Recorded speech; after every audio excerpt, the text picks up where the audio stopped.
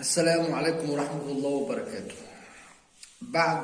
بعد خطاب الفيفا النهارده او اختار الفيفا للنادي الاهلي بضرورة سداد كهرباء قيمة الغرامة اللي هي ما تعادل مصري 83 مليون جنيه، وكيل اللاعب احمد يحيى حاول يتواصل مع الاستاذ عادل القيعي مدير شركة الكرة بالنادي الاهلي عشان يقعدوا يشوفوا ايه اللي يعني هيعملوا ايه، هيقفوا مع اللاعب ولا هم مش هيقفوا مع اللاعب، ولا الاهلي هيعمل ايه ولا هيتصرف ازاي عشان تحسبا للست شهور الجايين.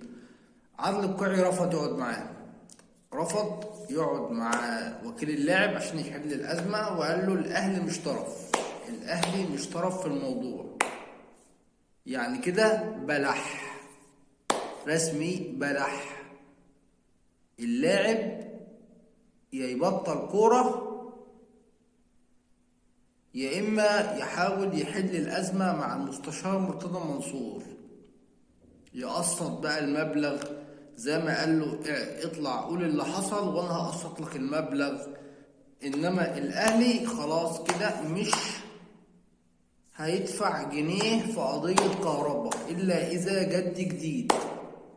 لحد النهاردة أو لحد وقتنا هذا مدير شركة الكرة بالنادي الأهلي رفض يقعد مع وكيل اللاعب عشان يحل الأزمة، ومحامي اللاعب دخل في كذا مداخلة مع عدة قنوات على الفضائيات عشان يحاول يوصل الصورة إن الموضوع تمام، والقضاء المدني ملوش دعوة، القضاء المدني ملوش دعوة. انتوا رايحين للقضاء المدني ليه؟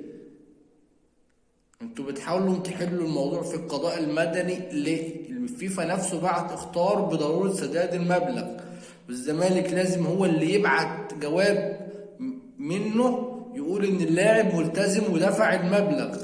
الزمالك ما بعتش، اللاعب مش هيلعب وهيتوقف 6 شهور كمان. وشكرا.